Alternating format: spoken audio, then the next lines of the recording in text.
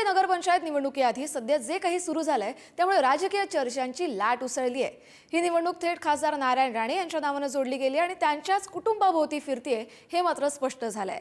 कणकवली म्हणजे राणेंचं home page, त्यामुळे इथला निकालही तितकाच महत्त्वाचा आहे।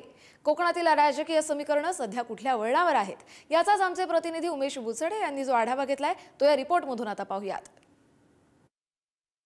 कणकवली म्हटलं की सिंधुदुर्ग जिल्ह्याचं राजकीय केंद्रबिंदू मानलं जातं आणि याच कणकवलीत नगरपंचायतची निवडणूक होऊ घातलेली आहे आणि या निवडणुकीत आपण बघितलं तर राणेंचं अस्तित्व पणाला लागलं आहे। आपण बघितलं तर खासदार नारायण राणे याच कणकवलीचे जे आहेत ते सिंधुदुर्ग जिल्ह्याचे खासदार आहेत। तसंच बघायला गेलं तर पालकमंत्री नितेश राणे याच कणकवलीचे विधानसभाचे आमदार आहेत आणि त्यामुळे कणकवलीमध्ये आपण पाहिलं की नगरपंचायत निवडणुकीमध्ये भाजपचे उमेदवार समीर नलावडे आहेत, तर दुसऱ्या बाजूला बघायला गेलं तर कणकवली शहर विकास आघाडी ही जी उभी केलेली आहे त्यामध्ये एकनाथ शिंदे सेनेने त्यांना पाठिंबा दिला आहे।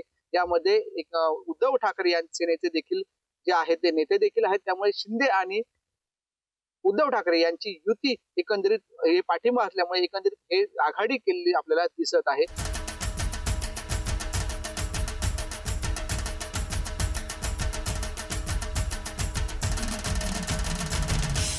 कणकवली नगरपंचायत निवडणूक होऊ घातली आहे आणि आता हा प्रचार देखील सुरुवात झालेला आहे। कणकवली शहर विकास आघाडीच्या माध्यमातून आता हा निवडणूक सुरू आहे। कणकवली शहर विकास आघाडीची उमेदवार देखील आहेत संदेश पारकर, काय सांगाल? निवडणूक होऊ घातलेली आहे एकंदरीत आणि काय परिस्थिती, वातावरण काय नाही? संपूर्ण शहराचं एक जे वातावरण आहे लोकांना परिवर्तन हवंय आणि नेमकी एक शहर विकास आघाडी करून परिवर्तनाला आम्ही साथ घातलेली आहे। ज्या पद्धतीनं उमेदवारी अर्ज दाखल करत असताना मोठ्या संख्येनं त्या शहरातली जनता उपस्थित राहिली आणि त्यांनी जो उत्स्फूर्त असा जो पाठिंबा दिला, त्यामुळे मला विश्वास आहे की येणाऱ्या 3 तारीखला या शहरामध्ये सत्तेमध्ये परिवर्तन होईल आणि पुन्हा एकदा सर्वसामान्य माणसाच्या हातामध्ये सत्ता येईल। सत्ताधाऱ्यांनी असं म्हटलंय की विकास कामे केल्या, विकासाच्या मुद्द्यावर आपण ही निवडणूक लढवू। गेली 8 वर्ष 2018ला ही निवडणूक झालेली होती। 2018 नंतर आता 2025 साल त्या ठिकाणी आलेला। गेल्या 8 वर्षामध्ये कोणता विकास झाला हाच प्रश्न सत्ताधाऱ्यांना कणकवलीकर करत आहे। विकास म्हणजे नेमकं काय? ज्या सरकारी निधीत सर्वसामान्य जनतेच्या मूलभूत सुविधावर त्या ठिकाणी खर्च झाला पाहिजे होता, रस्ते असेल, वीज असेल, पाणी असेल, आरोग्य असेल, शिक्षण असेल, किंवा ज्या सर्व शहरातल्या ज्या महत्वाच्या ज्या गरजा आहेत या गरजावर त्या ठिकाणी काम होणं अपेक्षित होतं। पण तशा प्रकारचं कुठलंही काम जे ठळकपणे या शहरवासियांना दाखवता येईल असं कुठलंही काम त्या ठिकाणी झालेलं आहे। माझं म्हणणं आहे विकास हा त्या ठिकाणी झालेला नाही।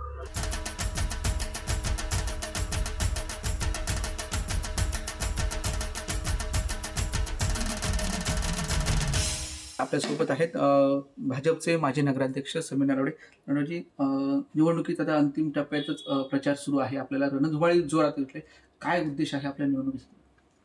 हे बघा, निवडणुकीची रणधुमाळी सुरू आहे। 2 डिसेंबरला मतदान आहे। आमचे नगरसेवक पदाचे उमेदवार वेगवेगळ्या वॉर्डामध्ये जोरदार प्रचार सुरू आहे। प्रचारात आमच्या सर्वच नगरसेवकांनी आघाडी घेतलेली आहे आणि मी कणकवली शहरातील जनतेला आवाहन करेन की विकासात्मक दृष्ट्या जो कणकवलीचा आज काय विकास केला आहे त्या विकासावरच कणकवली शहरातील जनता खुश आहे आणि त्याच्यावरच माझ्या प्रत्येक 17 नगरसेवक आणि नगराध्यक्षांना भरघोस मताने निवडून आणून कणकवली नगरपंचायतीवर भारतीय जनता पार्टीचा झेंडा फडकेल। आपल्यासमोर संदेश पारकर शहर विकास आघाडीचे उमेदवार आहेत, त्यांना शिंदे सेनेचे पाठिंबा दिलेला आहे, त्यांच्यासोबत निलेश राणे आहेत, हे देखील समजते, काय सांगा? हे बघा, मी भारतीय जनता पार्टीचा नगराध्यक्षपदाचा उमेदवार आहे। माझ्या मागे सन्माननीय राणेसाहेब जे आपले खासदार, लोकप्रिय खासदार नारायणरावजी राणेसाहेब आहेत, त्याचप्रमाणे पालकमंत्री नितेशजी राणेसाहेब आहेत, रवींद्रजी चव्हाण साहेब आहेत। त्याच्यामुळे मला काय माहिती नाही कोणी पाठिंबा दिला, कोण इथे येणार आहेत। भारतीय जनता पार्टी पक्षाच्या जोरावर मी कणकवली नगरपंचायतीवर नगराध्यक्ष म्हणून नक्कीच विराजमान होईल।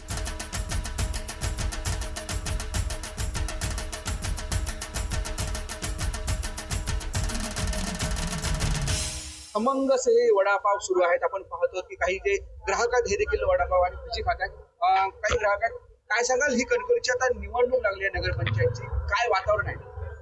कणकवलीमध्ये राणे समर्थक आणि समीर लालावडे यांचं 100% वातावरण आहे. विकास म्हटलं तर विकासाच्या दृष्टीने प्रगती चालू आहे, परंतु पूर्ण विकास म्हणता येणार नाही.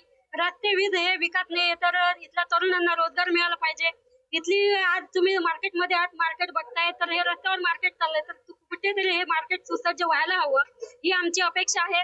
मी इथे भाजी लावतो, त्यामुळे मला इथल्या गैरसोयी माहिती आहे. इथे संडास बाथरूम टॉयलेटची कुठलीही सोय इथे नाहीये, तर त्या दृष्टीने एक सुसज्ज मार्केट व्हावं ही माझी इच्छा आहे. काही लोक असतात गरीब माणसाला पुढे यायला देत नाही, ते जे आहेत ते पुढे जातात, गरीब माणूस तिथेच राहतो. असं काय होता कामा नये. सिंधुदुर्ग.